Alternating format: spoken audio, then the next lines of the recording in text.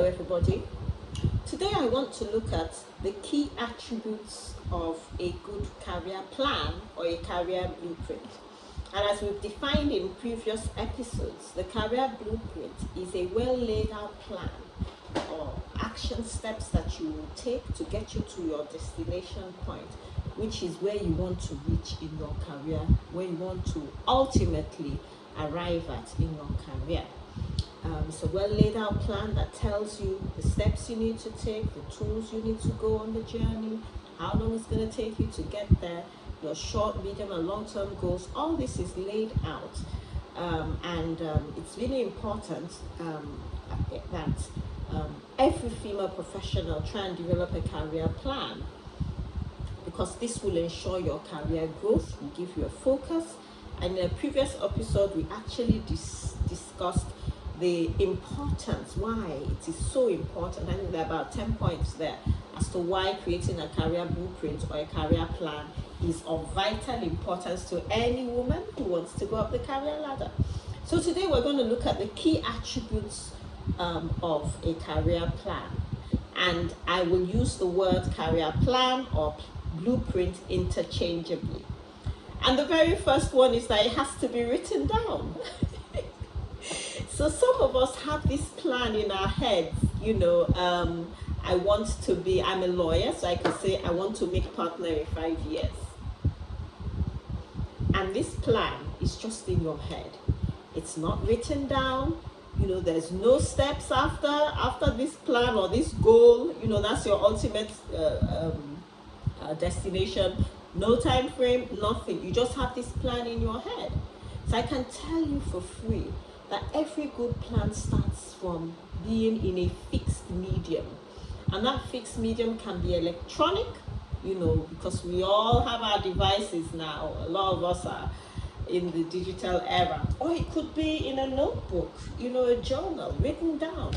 It could be typed out. I suggest that your blueprint is typed out properly. And it can be in a spreadsheet form. And this blueprint can actually be posted on a wall where you see it daily. So that is a constant reminder and focuses you on the fact that you're not just going to work for the sake of it. You have a plan and you're working towards something. So point number one is that your career blueprint must be written or in any fixed medium that you lay your hands on. Now, as with any goal, because a career plan is indeed a goal towards which you're working, you must be able to identify the different stages that the plan will go through. And those stages are in the form of a short-term goal, a medium-term goal, and a long-term goal. Because some goals do take a lot of time to reach.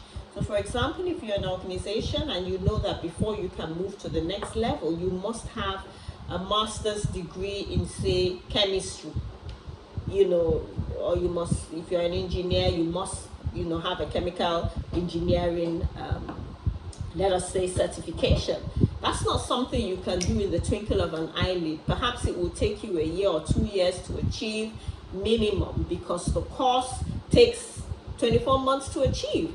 That's more of a long-term goal. A short-term goal could be, to do an online course, for example, that doesn't take you anything. It could be 1 week, 6 weeks. That is a short-term goal. So you have to be able to identify and structure your plan such that the short-term goals are laid out different from the medium-term as well as, the long-term goals. And I dare say that your long-term goals are actually made up of your short-term goals over a longer period, and your short-term goals also have an impact on what your long-term goals will be. Now, another attribute of a good career plan is that it has a template or a set of intended actions through which, at the end of it, a certain goal is achieved. So there must be actions that you must take, because success happens when you're in motion. So you cannot expect to have a plan, you lay it out, you say what you need, but there's no action, as in like I will. So action is a verb, right? So it's an action word. You're moving. I will XYZ. I will do this. Then I will do that. Then I will read this. Then I will contact. Then I will call. Then I will raise finance. You understand? There must be an action. Laid out actions that you must take in order to achieve a plan. So that's another attribute of a good career plan. Now, this career plan would have taken into consideration the things that you're going to do in advance. Those actions, they're not actions after the fact. They're actions towards the fact or towards the destination which you want to get to. So it's very important that they're well laid out, predetermined objective. So sometimes these actions are in a sequence. So it happens step by step. You don't, let us say, you don't run before you crawl. You understand? Or you don't walk before you crawl.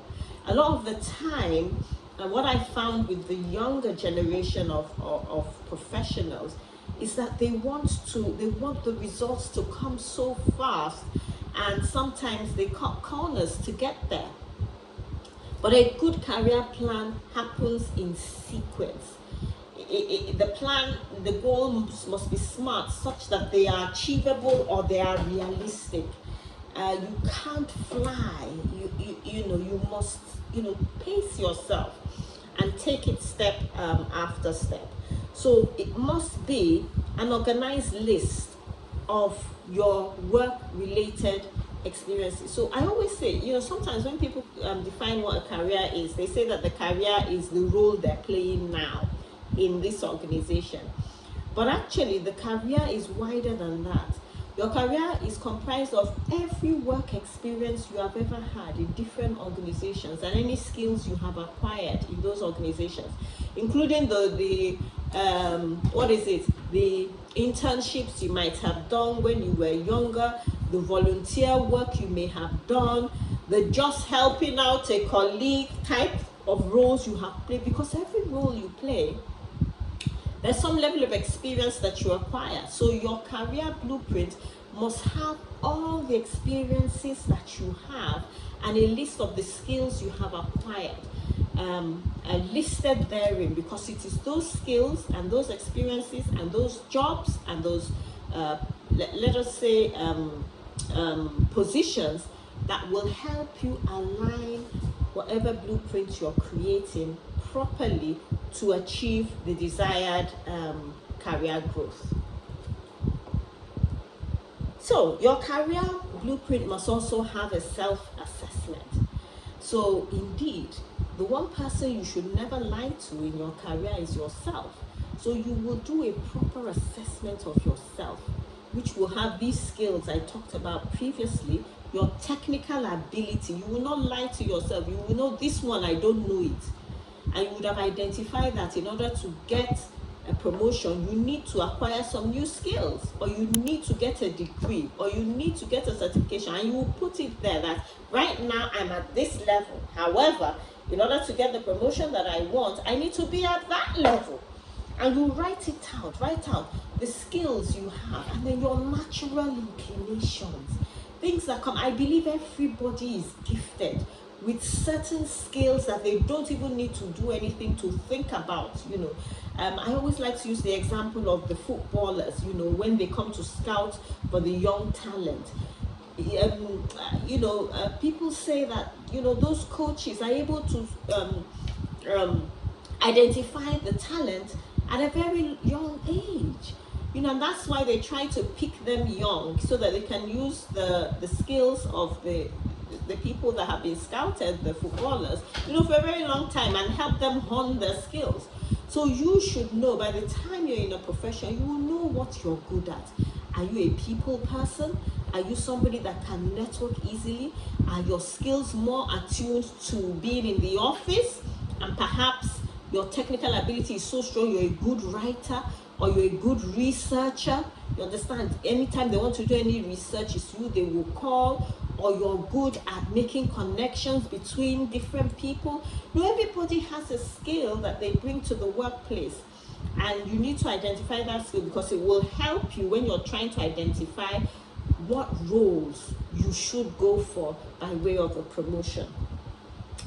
This your career blueprint has to be all-encompassing in a way that supports your long-term success and your growth. It must be in alignment with who you are, and who you are is what is made up of what your core values are, your life experiences.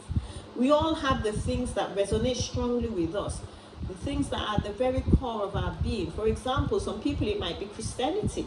And if you know that Christianity is a core value to you, you probably won't work in an organization where they serve alcohol or say tobacco, because maybe your faith doesn't align with that type of industry, or if you're in a place where giving bribes and kickbacks is the norm, you probably won't thrive in such a position. So you must align whatever career goal you're having, and this your blueprint will contain what your core values are, what your personal circumstances are. For example, if you're married, a new mother, then whatever career plan you're making must take into consideration the time you must spend with your family, your young children, your husband, and so on and so forth. So the career plan cannot be made in a vacuum.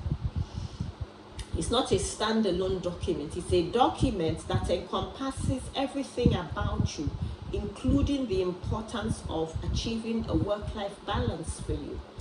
And finally, creating a career plan is not a day job. It's something that is done over time. It's usually very daunting, and that's why I always say that you should find someone who can help you draft it, create it and guide you along the way, like a mentor.